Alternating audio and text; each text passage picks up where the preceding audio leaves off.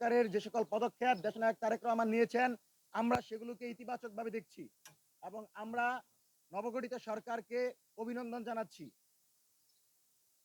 মঞ্চ ২৪-এর পক্ষ থেকে আজকে আপনাদেরকে ডাকতে হয়েছে যে আমরা দেখেছি এই সরকার গঠনের পরেও দেশের বিভিন্ন জায়গায় আওয়ামী লীগ পুনর্বাসনের চেষ্টা চলছে।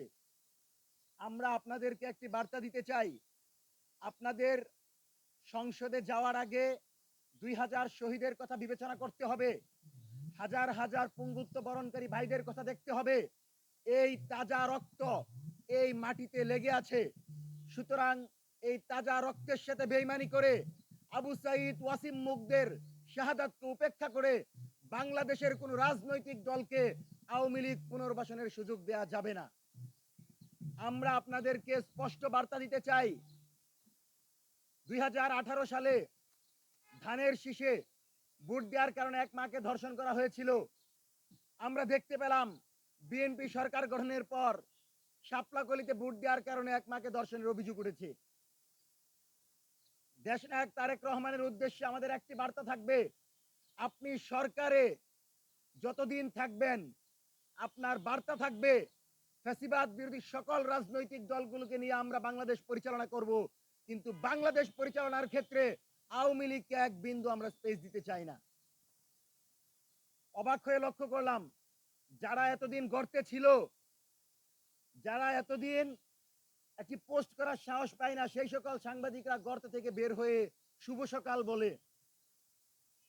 আর এস ফাহিম চৌধুরী, যিনি এই আন্দোলনের সময় আওয়ামী লীগকে পৃষ্ঠপোষকতা দিয়ে বাংলাদেশের ছাত্র জনতার উপর আঘাত করেছে, এই ছাত্রলীগ যুবলীগদের পৃষ্ঠপোষকতা করেছে, আওয়ামী লীগ নেতাদের মনোরঞ্জন করেছে, তাকে নারী মদ সহ গ্রেফতার করা হয়েছিল, তাকে নারী মদ সহ পাওয়া গিয়েছিল।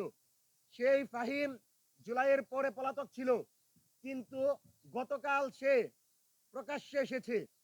আমরা আমাদের জায়গা থেকে স্পষ্ট বলছি, এই সরকারকে অল্প সময়ের ভিতর, আমরা বলবো ২৪ ঘন্টার ভিতর আপনি এই আর এস ফাহিমকে গ্রেফতার করেন। পাশাপাশি আমরা দেখেছি আমাদের শহীদ মিনার, যেই শহীদ মিনার থেকে আমরা স্লোগান দিয়েছিলাম দিল্লি না ঢাকা, ঢাকা ঢাকা, যেই শহীদ মিনার থেকে আমরা স্লোগান দিয়েছিলাম দিল্লির গোলামির দিন শেষ, স্বাধীন সার্বভৌম নয়া বাংলাদেশ, সেই শহীদ মিনারে আমরা দেখতে পেয়েছি শেখ হাসিনার নাম নিয়ে শ্রদ্ধাঞ্জলি দিয়েছে। ২৬শে মার্চ যদি তোরা আসস, দেখবি খেলা কাকে বলে। বাঁশের লাঠি তৈরি করে সরকার যদি তাদের বিরুদ্ধে পদক্ষেপ না নেয়, বাঁশের লাঠি তৈরি করে এদেরকে যেখানেই পাবো সেখানে গণধুলাই দিয়ে এদেরকে আমরা কারাগারে নিক্ষেপ করব। ২৬শে মার্চ তাদেরকে আসার আহ্বান জানাচ্ছি। আমরা দেখবো তাদের কত সাহস। আর প্রশাসনকে বলবো, আওয়ামী লীগ পুনর্বাসন চেষ্টা করবেন না। হাজার হাজার চেকপোস্ট, আমি যাচ্ছি আমাকে বাধা দিচ্ছে বিভিন্ন জায়গায়, কিন্তু হাসিনার শ্রদ্ধাঞ্জলি নিয়ে বেদিতে পর্যন্ত পৌঁছে গেল, কিন্তু পুলিশের চোখে পড়ে নাই। এজন্য অন্তর্বর্তীকালীন সরকার থাকাকালীন যে পুলিশ সংস্কার হয় নাই, তারেক রহমানের নেতৃত্বে নতুন সরকার যেন অতি দ্রুত সময়ের ভিতর সে পুলিশ সংস্কার করে। আমরা বাংলাদেশের জনগণের প্রতিনিধি হিসাবে একটা কথা স্পষ্ট বলছি, আমাকে যদি হুমকিও দেন, মারার হুমকি দেন, আমাদেরকে যদি পরামর্শ দেওয়ার নামে কোনো দলের এজেন্ডা বাস্তবায়ন করতে বলেন, আমরা কিন্তু তার বিপরীতে চলবো। সুতরাং আমাদেরকে পরামর্শ দিতে আসবেন না, দয়া করে আওয়ামী লীগের বিরুদ্ধে পদক্ষেপ নেন।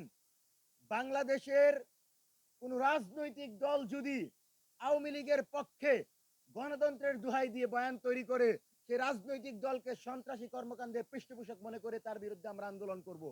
কিন্তু আগামীর বাংলাদেশে এক মুহূর্তের জন্য আওয়ামী লীগকে কোনো স্পেস দিতে আমরা চাই না। এটা হচ্ছে আমাদের প্রথম কথা। দ্বিতীয় কথা হচ্ছে, এই সরকার আমাদের ভোটে নির্বাচিত সরকার। এই সরকারকে বৈধতা দিয়েছে স্বয়ং বিরোধী দল। সকল দল যখন বলেছে যে নির্বাচন সুষ্ঠু হয়েছে, তারা আন্দোলনে যাচ্ছে না, তখন এই সরকার শপথ নিয়েছে। সুতরাং এই সরকারের ম্যান্ডেট পূরণের জন্য আওয়ামী লীগের সমর্থন দরকার নাই। এই সরকারকে ক্ষমতায় রাখার জন্য ভারতের পরামর্শ দরকার নাই। আমরা সরকারকে ক্ষমতায় বসিয়েছি। সুতরাং এই সরকারের উপদেষ্টা যদি সমঝোতার ভিত্তিতে চাঁদা নেওয়ার কথা বলে, তাহলে তাকে আমরা বলতে চাই, আপনি চাঁদাবাজি আর টেন্ডারবাজিকে সমর্থন করে ৬ মাস সেই মন্ত্রী পরিষদে থাকতে পারবেন না।